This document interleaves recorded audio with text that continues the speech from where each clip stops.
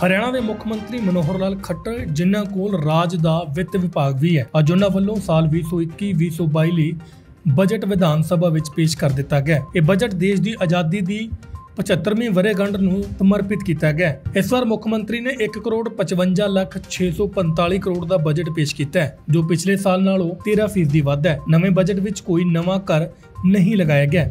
हरियाणा के मुख्यमंत्री मनोहर लाल खट्टर ने कहा कि सूबा सरकार रावी ब्यास नदियों की पानी का बनदा हिस्सा प्राप्त करन अते SYL नहर निर्माण लई तैयार है, जिस लई 100 करोड़ रुपए रखे गए हैं, जबकि लोड़ पैण ते होर भी जारी कर दिते जाणगे। सरकार ने 9वीं तो 12वीं तक के विद्यार्थियों की सिक्ख्या मुफ्त करन दा प्रस्ताव भी रखा है। इस दे नाल ही उन्होंने बुढ़ापा पेंशन 2250 तो वधा के 2500 रुपए प्रति महीना करन दा ऐलान किया है।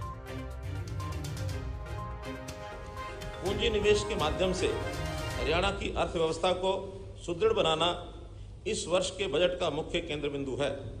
इसमें मध्यावधि परिव्यय ढांचे MTEF के रूप में 8,585 करोड़ रुपए की मुक्त निधि के आवंटन द्वारा इसकी संरचना में उल्लेखनीय बदलाव हुआ है।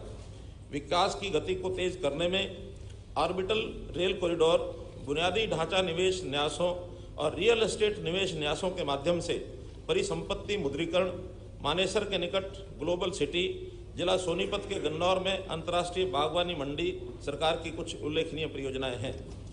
हमारी सरकार ने 5080 गाँव में 24 घंटे बिजली सुनिश्चित की है और वित्त वर्ष 2021-2022 के दौरान इसका अन्य गाँव में भी विस्तार करने का प्रयास किए जाएंगे।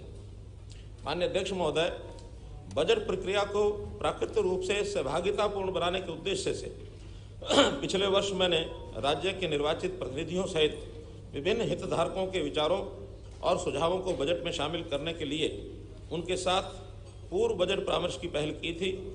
महोदय, मुझे ये बताते हुए प्रसन्नता हो रही है कि राज्य के विधायकों और सांसदों से प्राप्त 527 सुझावों में से 200 सुझावों को पिछले वर्ष बजट में शामिल किया गया।